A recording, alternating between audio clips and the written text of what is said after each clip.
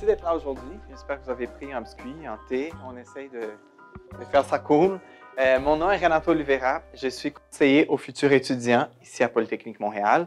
La raison pour laquelle je suis ici aujourd'hui, c'est de connaître ces parcours. Vous êtes tous au baccalauréat, j'imagine. Juste pour savoir qui est en première année. OK, on en a des premières années. Deuxième, troisième, quatrième. OK, c'est normal. Y a-t-il une année préparatoire? Non, on n'est pas rendu là encore, mais c'est normal. On commence. Donc, aujourd'hui, on va parler de ces parcours qui s'appellent Avantage Poly. C'est un parcours qui va vous permettre de faire une maîtrise ou un DESS plus rapidement. Donc, je vais en parler plus tard. Vous allez voir dans les plans de la présentation. Donc, aujourd'hui, on va commencer en parlant de pourquoi faire des études supérieures. Je sais qu'il y a une question qu'il y a plusieurs qui se posent. Les programmes qu'on offre ici à Polytechnique, les parcours Avantage Poly et d'autres cheminements accélérés possibles si vous étudiez, si vous restez ici à Poly. Et évidemment, on va avoir une période de questions, donc gênez-vous pas et on y va. Donc, la question qui se pose, pourquoi faire des études supérieures? Donc là, on est à la fin du bac, ou même au milieu de notre bac, puis on commence à se poser la question. Il y a beaucoup d'emplois, on le sait, puis mon but ici, ce n'est pas de vous dire il faut faire une maîtrise ou il faut faire un DSS. Pourquoi? Vous savez plus que moi, les marchés du travail en ce moment, il y a besoin de vous. Donc, vous pouvez évidemment terminer le baccalauréat et avoir des emplois excellents. Cependant, la question qui se pose est quel type d'emploi je veux avoir. Donc, le point 1, vous allez voir, les études supérieures sont l'occasion qui va vous permettre de spécialiser dans un domaine qui vous intéresse. Donc, vous allez faire le baccalauréat, vous avez touché à plusieurs domaines de génie, ou certains domaines que vous n'avez pas vus, et là, vous pensez, bon, moi, mon poste de rêve, mon poste de travail, c'est ça, et pour y arriver, j'ai besoin de telle compétence. Donc, la maîtrise, le DESS, c'est là qu'on va chercher ce qui va nous faire différents dans les marchés du travail. C'est qui va amener cette petite, c'est au-tout pour vous. En fait, c'est qui va vous faire chercher les postes qui correspondent, qui est à l'image de ce que vous voulez comme carrière. Et je peux vous dire, moi-même, je fais une maîtrise. La maîtrise, c'est le moment qu'on fait ce qu'on aime, qu'on va aller en profondeur, on va se spécialiser dans quelque chose. Donc, il faut que c'est pour ça que ce n'est pas obligatoire, mais c'est un moment que vous allez vous permettre d'aller plus loin dans quelque chose qui vous plaît, qui vous intéresse et qui correspond à ce que vous voulez au marché du travail. Évidemment, on va acquérir de nouvelles connaissances et compétences. Donc, si jamais vous avez fait en génie, je ne sais pas, peut-être génie mécanique, et vous faites en maîtrise en génie industriel, vous allez chercher des compétences en gestion, en finance. Le même est valide pour tous les génies. Ou même si on reste dans le même génie, on a fait civil, peut-être qu'on a étudié beaucoup les structures, transport, mais là, je veux vraiment faire de la recherche en traitement d'eau. C'est possible aussi. Donc, c'est le moment qu'on va acquérir de nouvelles compétences et les cours d'études supérieures sont différents des cours du bac. Vous allez être poussé à réfléchir plus. C'est des cours qui on dit qu'on apprend à apprendre. Donc, la résolution des problèmes, la gestion, tout ça, c'est des choses qu'on voit plus en profondeur quand on fait des programmes d'études supérieures.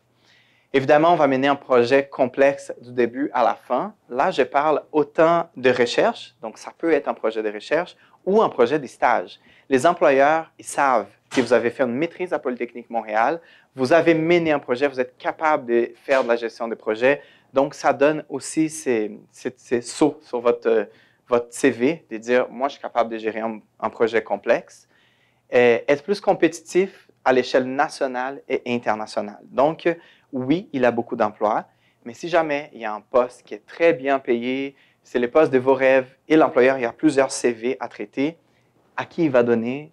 Peut-être à celui qui a plus d'expérience dans ces domaines précis et la maîtrise, elle va vous permettre d'avoir cette expérience plus rapidement. C'est préparé en vue d'occuper un poste universitaire. Donc là, je tiens à dire, souvent on pense que la recherche, c'est pour les gens qui veulent devenir professeurs. Peut-être qu'il y a des gens ici qui veulent devenir professeurs. Pour vous, c'est obligatoire. Il faut passer par là. Pour les gens qui ne veulent pas poursuivre carrière dans les milieux académiques, c'est pas vrai que si vous faites la recherche, excusez-moi, je vais reprendre mon point, si vous faites une maîtrise de recherche, vous n'allez pas nécessairement continuer dans les milieux académiques universitaires. Vous pouvez naturellement aller au marché du travail. Mais si le but, c'est d'être prof, il faut faire la maîtrise et le doctorat. Et aussi, s'intégrer au marché du travail, bien sûr, à la maîtrise. Si on fait de la recherche, plusieurs professeurs, ils ont des projets qui sont en partenariat avec des entreprises. Donc, vous allez aider à créer, à innover, vous allez donner votre contribution concrète. Et si vous faites un stage, évidemment, ça va être la transition de la maîtrise au marché du travail. Et pour les étudiants internationaux, je sais que vous avez déjà fait un bac, donc je pense que vous adaptez tranquillement à la société québécoise, mais c'est aussi une possibilité de le faire encore plus. Bien sûr, c'est très général. OK, si vous avez des questions, après, vous pouvez me parler si vous avez des doutes, mais c'est ça qu'on veut vous montrer. Il y a une valeur ajoutée. Ce n'est pas obligatoire, ce n'est pas nécessaire, mais définitivement, vous allez trouver une valeur ajoutée. Donc, quel programme on offre ici à Polytechnique Montréal? On commence par les programmes des DESS, c'est-à-dire les diplômes d'études supérieures spécialisées. Les DESS, c'est un programme de spécialisation qu'on va juste faire des cours. Donc, on fait des cours, on finit, il n'y a pas de stage, pas de recherche, on finit plus rapidement. Dans certains cas, parce que dans certains cas, si on fait les stages de maîtrise en été, ça se peut que ça dure la même chose, mais juste pour dire, vous n'avez pas des stages à faire et vous n'avez pas des projets de recherche. Après ça, nous avons la maîtrise professionnelle, la maîtrise recherche. Maîtrise professionnelle, on va faire environ 10-11 cours et un stage ou un mini projet de recherche. Si vous voulez faire la maîtrise professionnelle et vous avez un mini intérêt pour la recherche, vous pouvez quand même faire un stage de recherche avec un professeur. Okay? D'ailleurs, si vous êtes en deuxième année, première année et vous avez cette curiosité, vous pouvez faire des stages de recherche de premier cycle de maintenant. La maîtrise recherche, on parle de 5 cours et un projet de recherche. Okay? Ça dure environ 2 ans. La maîtrise recherche, donc vous voyez, il y a moins de cours à faire, mais vous allez vous impliquer plus dans votre projet avec l'équipe de votre professeur. Et aussi, évidemment, les doctorats. Donc, les doctorats, c'est un long programme. C'est un programme qu'on va aller plus en profondeur vraiment dans la recherche. C'est un programme de 4 ans. On fait aussi 5 cours, excuse-moi. Et après, on fait un projet de recherche avec un professeur. Je vais passer au prochain diapo. Je vais passer vite celui-là quand même pour vous dire, il y a beaucoup de questions sur c'est quoi la différence de faire un programme professionnel ou un programme recherche. C'est quoi la différence entre le DSS et la maîtrise? Je vais essayer de répondre ça rapidement. Donc, pour commencer, c'est quoi la particularité des programmes professionnels? Dans ces programmes-là, vous avez plus de flexibilité. Pourquoi? C'est des cours à la carte. Donc, vous allez choisir votre parcours. Quand vous allez être admis à la maîtrise au DSS, vous allez recevoir un plan d'études et vous allez choisir quel cours je vais faire. Donc, ça vous donne beaucoup plus d'autonomie dans votre propre parcours universitaire et vous pouvez le faire à temps partiel si vous êtes résident permanent ou canadien. Okay? Donc, grosso modo, c'est ça qui le fait différent des programmes de recherche. Les programmes de recherche, c'est un peu moins flexible parce que vous êtes à temps plein tout au long du programme et il faut que vous coordonnez votre charge de travail de recherche avec votre directrice ou directeur d'études. Je tiens à dire qu'il n'y a pas un programme meilleur que l'autre. Okay? Faire de la recherche ou faire un stage, ça dépend de vous. C'est que j'essaie de dire dans les conférences que je donne, c'est juste ne fiez-vous pas à des mythes, à des choses qui ne sont pas vraies. Par exemple, que la recherche, c'est juste théorique, puis on reste dans un labo. Si vous savez à quel point les profs de Poly poussent la recherche, puis vont contribuer, ils travaillent avec des sociétés d'État, des entreprises, dans toutes sortes de domaines. Donc, avant d'exclure la recherche parce que vous pensez que c'est peut-être trop théorique, allez jeter un œil sur ce que les profs font ici. Et pour ceux qui veulent contribuer vraiment à créer, à innover, la recherche est vraiment la place pour ça. Et la maîtrise, c'est juste 2 ans. Donc, pour ceux qui aiment beaucoup la recherche, allez vers le doctorat, il n'y a pas de problème. Mais la maîtrise recherche est comme l'équilibre parfait. Donc, évidemment, on peut collaborer avec l'industrie. C'est aussi une insertion au marché du travail. Donc, la différence est ça. Recherche professionnelle, les deux mènent vers le marché du travail, mais ça dépend de ce que vous voulez faire. Si vous n'aimez pas la recherche, vous ne voulez pas faire de mémoire, à ces moments-là, la maîtrise professionnelle est le programme le plus adéquat pour vous. Et la différence entre les DSS et maîtrise professionnelle, c'est juste les stages. Les cours sont les mêmes, la durée est très semblable. Est-ce que vous avez les goûts de faire un stage ou pas? C'est là que ça se joue. Et évidemment, les diplômes de maîtrise est un grade universitaire, c'est un master's degree. C'est-à-dire que c'est plus fort un peu que le DSS. Donc, sur le marché du travail, au Québec, on connaît beaucoup le DSS, donc ça ne devrait pas poser problème. Mais une fois qu'on va dans d'autres pays, quand on montre un diplôme de maîtrise, c'est plus fort. Donc, vous allez lire tous les domaines qu'on a à Poly. En résumé, on a tout ce que vous avez au bac, plus quelques domaines. C'est-à-dire que vous avez la possibilité autant de rester dans votre génie et aller plus loin dans certains axes des spécialisations ou de changer de génie et aller vers toute une autre direction pour vos programmes. Mais aux études supérieures, on ne parle pas seulement des domaines d'études, on parle aussi des pôles d'excellence en recherche. Donc, c'est quoi un pôle d'excellence? C'est des grands chapeaux thématiques sous lesquels travaillent nos professeurs. Donc, vous voyez, il y a 8 pôles de recherche. Je ne vais pas le lire non plus, mais je peux quand même dire qu'il y en a qui sont très forts. Ils sont tous très forts, OK? Poly se démarque vraiment en recherche. Mais si je peux mentionner, par exemple, santé humaine, on a l'Institut TransMedTech, qui est un institut très, très, très important en recherche biomédicale, dont la recherche est vraiment dirigée, axée sur les besoins de la société. Donc, c'est très concret. On a aussi, évidemment, intelligence artificielle, qui est en ce moment très populaire, mais vous voyez, il y a transport, eau, industrie du futur. Donc, allez voir sur notre site web de recherche tout ce qu'on fait dans ces pôles-là. Et c'est vraiment très intéressant la façon que vous, en tant qu'étudiant, en tant que chercheur, vous pouvez contribuer aux avancées de ces pôles-là. Moi, je ne suis pas ingénieur, mais je vous dis, quand je parle au professeur, je suis fasciné. Il y a un prof qui va envoyer des robots à la planète Mars. Quand je lui parlais, je fais comme « What? » Peut-être pour vous pas, parce que vous êtes ingénieur, donc ce n'est pas si surprenant, mais c'est énorme. Donc, mon message, c'est allez voir. Peut-être que vous allez aimer ça. Sinon, ce n'est pas grave. Il y a toujours les programmes professionnels. Donc, parlons du sujet du jour. Après, si vous avez des questions sur les programmes, vous allez pouvoir les poser. Mais on parle aujourd'hui de ces parcours qui s'appellent Avantage Poly. Donc, Avantage Poly, c'est quoi?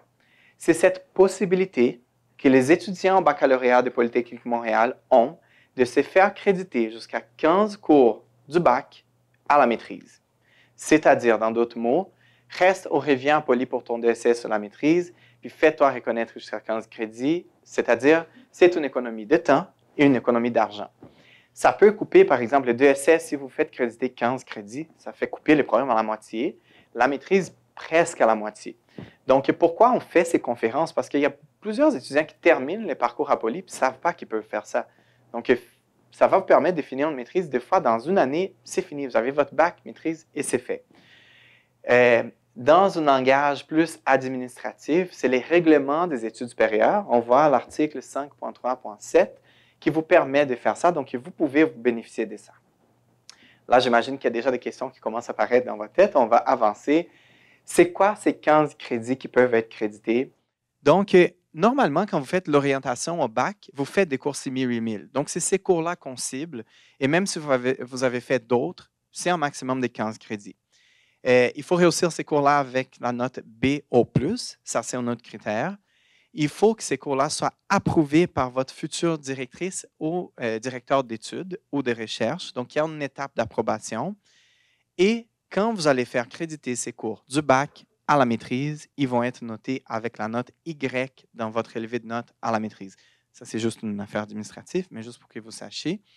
Et aussi, la bonne nouvelle, grâce au travail de Delphine, c'est la directrice des études supérieures qui est là avec nous aujourd'hui, vous pouvez même créditer des cours d'échange, OK? Il faut quand même prouver que c'est des cours qui sont correspondants au niveau cycle supérieur. Donc, il y a un cas par cas qui est fait, mais c'est possible. OK? Donc, vous voyez que vous avez beaucoup de possibilités pour se faire créditer. Là, il y a beaucoup d'infos sur cette diapo. Hein, je vais essayer de résumer. Là, les questions qui se posent souvent, puis plusieurs parmi vous doivent avoir ces questions-là. Comment je peux m'assurer que mes cours de bac vont être crédités? Le chemin que je vais faire, ce n'est pas vraiment un chemin typique. Donc, est-ce que je peux me faire créditer ou pas? On va prendre 3 cas de figure, OK? Puis peut-être vous êtes dans un de ces 3 cas-là. Les premiers, c'est si vous voulez faire des programmes professionnels sans option, c'est-à-dire des maîtrises et de SS qui ne sont pas modulaires, OK? Des maîtrises de SS générales. Ça, c'est le meilleur cas de figure. La grande majorité des départements vont accepter la grande majorité des cours, peu importe le génie que vous avez fait. Donc, si vous avez fait génie civil et vous voulez faire une maîtrise en génie mécanique, pas de problème. Il y a de très bonnes chances que ça serait accepté. Et ça vaut pour presque tous les génies. En civil et biomède, il y a certaines particularités. OK, on est en train de discuter pour vous donner plus de détails dans l'avenir, mais allez parler à l'agent du département si c'est ces 2 programmes-là que vous voulez faire aux études supérieures. Ce n'est pas impossible, hein, mais peut-être qu'il y a un degré d'approbation un peu plus complexe. Si vous voulez faire des programmes modulaires, c'est quoi un programme modulaire? C'est des maîtrises professionnelles qui ont des mentions sur les diplômes. Donc, maîtrise en génie civil, option, structure. Si c'est ça que vous voulez, il faut suivre des modules préétablis et évidemment, les cours que vous avez fait au bac, pour se faire créditer, il faut qu'ils soient dans un des 3 modules. Donc, faites attention à ça. Si vous faites une maîtrise recherche, à ce moment-là, il faut discuter avec votre future directrice ou futur directeur de recherche. On s'entend. La recherche, c'est personnalisé. Les profs, ils ont des besoins spécifiques pour leur projet, donc il faut leur parler. Donc, ça, c'est les 3 cas de figure. Si vous êtes dans un génie, vous voulez aller faire une maîtrise professionnelle sans option, c'est ça le scénario le plus facile. Si vous avez des questions, la personne ressource pour vous, allez au département où vous voulez faire votre maîtrise et demandez de parler à l'agente au dossier étudiant.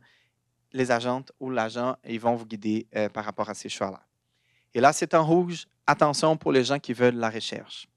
Sachez que si ça marche pour vous de vous faire créditer 5 crédits, 15 crédits, excuse-moi, 5 cours, ça fait en sorte que vous n'avez pas du tout de cours à la maîtrise et ça crée un petit problème en ce moment. On est en train de voir comment on va régler ces problèmes. Poly travaille là-dessus, mais au moment présent, ça fonctionne comme ça. Vous n'allez pas avoir de moyenne parce qu'il n'y a pas de cours.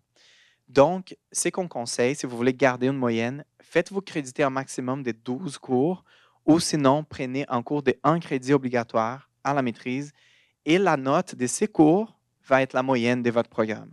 Et pourquoi j'ai dit ça? Parce qu'il y a plusieurs organismes de bourses qui vont vous demander votre moyenne pour accorder une bourse. Donc, faites attention parce qu'il y a des étudiants qui ont été pris avec ça parce que c'est nouveau le parcours, mais si c'est la recherche qui vous intéresse, gardez ça en tête. OK, comment ça fonctionne dans la pratique? C'est très facile, en fait, Avantage Poly. Vous allez finir votre bac. Donc, on termine notre programme. On envoie une demande d'admission à la maîtrise ou au DESS. Et quand on va remettre notre plan d'études, donc quand vous arrivez à la maîtrise, on va vous demander de faire votre plan d'études qui va être approuvé par les directeurs ou la directrice d'études. Et là, vous allez juste mettre le nom des cours que vous avez fait au bac. C'est fini.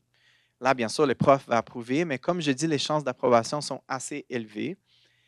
Et c'est juste ça, les parcours. Donc, vous n'avez pas de démarche supplémentaire à faire. Terminez le bac, évidemment, essayez de respecter les dates limites, mais c'est juste ça dans la pratique. Comment ça se fait l'admission? Donc, il y a une planification à faire. Si vous êtes surtout en 3e année, 2e année, réfléchissez sur les cours que vous allez choisir pour l'orientation parce que ça va jouer. Évidemment, si vous faites une maîtrise en mécanique et un bac en mécanique, ça va être vraiment facile de se faire créditer. Mais pensez aux cours que vous voulez faire en orientation, ça va avoir une influence. Nous, on est l'équipe du service du recrutement, de la promotion et de l'événementiel. Venez nous parler si vous avez des questions. Vous allez recevoir mon courriel après l'événement. Écrivez-moi si vous avez besoin de réfléchir et aussi parler à votre département. Donc, il y a toute cette étape de planification. Il y a aussi de trouver un directeur de recherche pour ceux qui veulent faire la recherche. On va en parler plus tard. Après ça, on envoie un formulaire d'admission en ligne. Super facile. Vous êtes à Poly, vous n'avez pas de documents à envoyer et remettre les plans d'études, comme j'ai dit, à votre département avec la demande de reconnaissance des crédits. Vous voyez, ce n'est pas difficile. C'est vraiment quelque chose que vous pouvez faire facilement et sauver beaucoup de temps.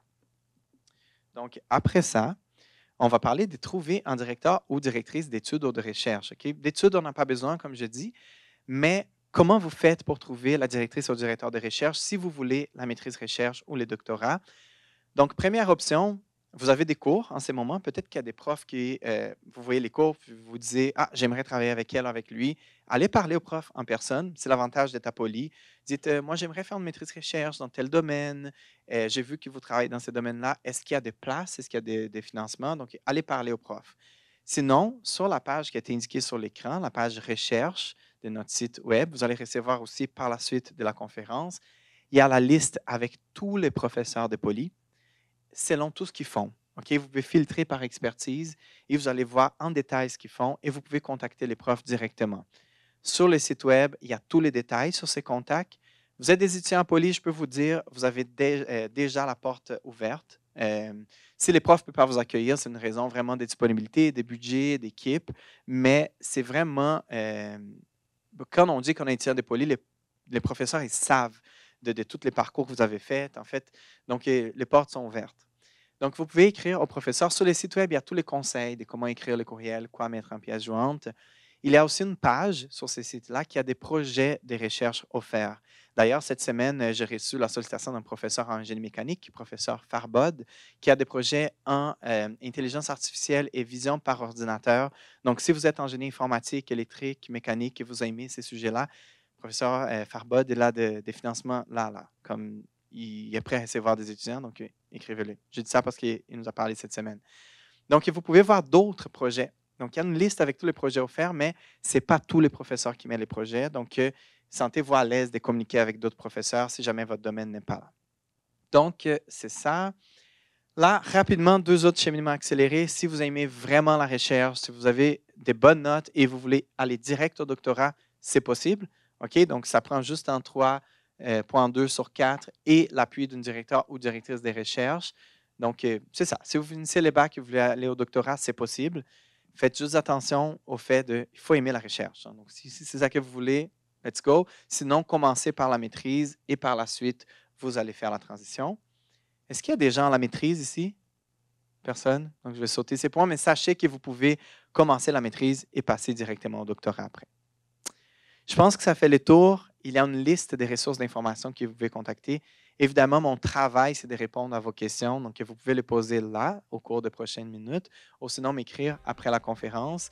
Je pense que majoritairement, c'est des bonnes nouvelles pour vous. Ce n'est pas compliqué. Vous pouvez couper le temps de vos programmes d'études supérieures, mais s'il y a des inquiétudes ou quoi que ce soit, venez me parler. Merci. Et on va ouvrir, pour les gens en rediffusion, je ne sais pas si on va diffuser les questions, mais pour les gens dans la salle, on va ouvrir la période de questions. Donc, merci aux gens qui sont en rediffusion.